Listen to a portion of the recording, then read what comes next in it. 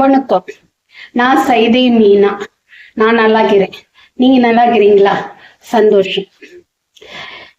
எனக்கு என்னன்னா, ஒரு ஊர் பேரு எதுனா பார்த்தனாக்கா அது மெய்யாலுமே ஆரம்பத்துல இருந்தே அந்த பேர்லயே தான் கீதா இல்லாங்காட்டி வேற மாதிரி சொல்லி சொல்லி சொல்லி அப்படியே அந்த ஊருக்கு அந்த பேர் வந்துச்சா அப்படின்னு சொல்லிட்டு எனக்கு சந்தேகம் வரும். நான் எப்பவுமே எதனா யோசனை பண்ணிக்கினே தான் இப்ப பாத்தீங்கன்னாக்கா ஒரு யூடியூப்ல நம்மளாட்ட ஒருத்தர் வீடியோ போட்டிருக்கிறார். அவர் என்னன்னா கமுதி அப்படின்னு ஒரு ஊரை பத்தி சொல்லுகிறார். இந்த கமுதிக்கு பக்கத்துலதான் நாங்க ரொம்ப வருஷமா இருந்தோம். ஒரு 30 வருஷத்துக்கு இருந்தோம்னு வைங்களேன். எனக்கு அந்த கமுதின்ற பேர் தான் தெரியுமே கண்டி. ஆரம்பத்துல அது பேர் என்ன இருந்ததுன்னு தெரியாது.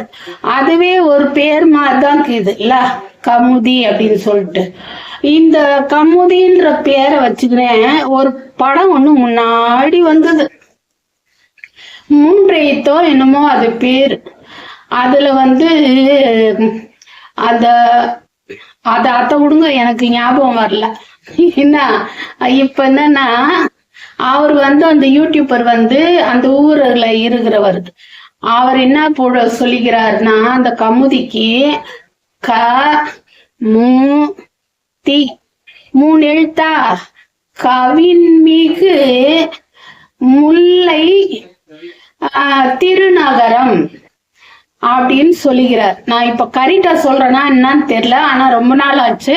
ஆனா நான் சொல்றது அந்த முதல் எழுத்து சரிதான், சேர்தான். கவின்மிகு முல்லை திருநகர் அப்படின்னு சொல்லிட்டு இப்ப என்ன ஆச்சு, 3 எழுத்து 3 வார்த்தையா போச்சு பாத்தீங்களா? அந்த 3 வார்த்தையும் ஒன்னா சுருக்கி ஒரே பேரா வச்சுட்டாங்க. இன்னைக்கும் அதுக்கு அதான் பேருன்னு நானே நினைச்சுன்னு இருந்தேன். அந்த வீடியோ பார்த்த பிறகுதான் எனக்கு அது தெரிஞ்சது. இப்போ என்னன்னா,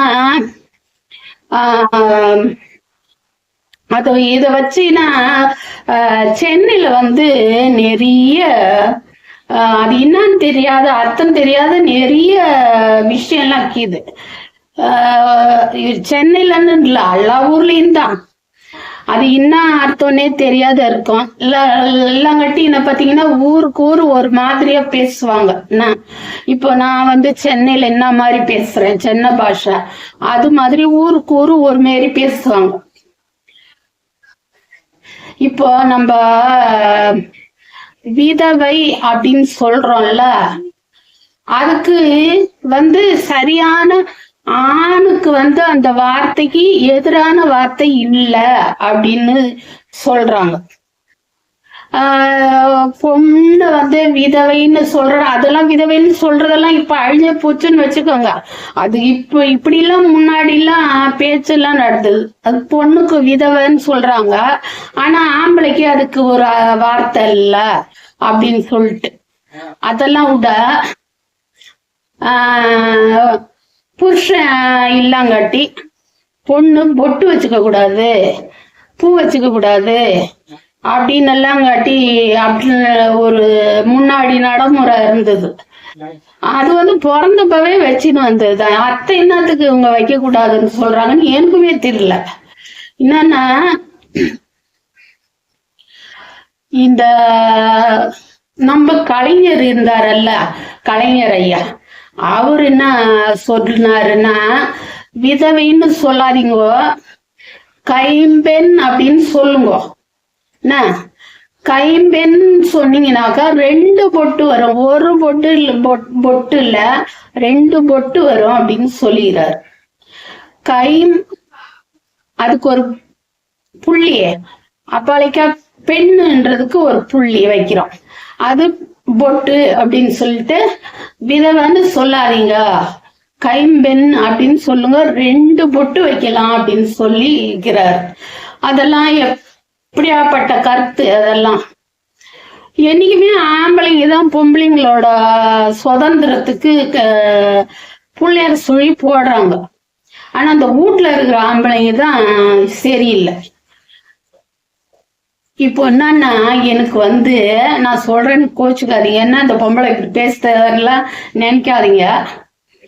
இந்த கம்மிநாட்டின்னு ஒரு வார்த்தைக்கு இது கம்மிநாட்டி பையன் அப்படின்னு சொல்லுவாங்க. அப்படின்னாக்கா என்ன அர்த்தம்னு எனக்கு ரொம்ப நாளா தெரியல.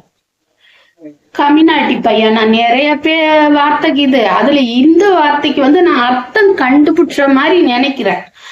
கம்மிநாட்டி பையா அப்படின்னா இந்த தென்னாடு இருக்குதுல்ல, மதுரை, ராமநாதபுரம், இந்த திருச்சி, இந்த மாதிரி ஊர்ல எல்லாம் பாத்தீங்கன்னா என்ன திட்டுவாங்கன்னா கைம்பொண்டாட்டி பைய அப்படின்னு சொல்லுவாங்க. கைம்பொண்டாட்டி பைய ஆன்னு சொல்லுவாங்க. அப்படின்னா என்னது, அதுல இன்னும் வார்த்தை வருது, கைம்பெண் அப்படிங்கிற வார்த்தை வருது இல்ல, கைம்பொண்டாட்டி அப்படிங்கிற வார்த்தை வருது. அப்படின்னா இன்ன பொண்டாட்டி இல்லாதவன் கைம்பெண் அப்படின்னு ஒரு வார்த்தை கீது தமிழ்ல.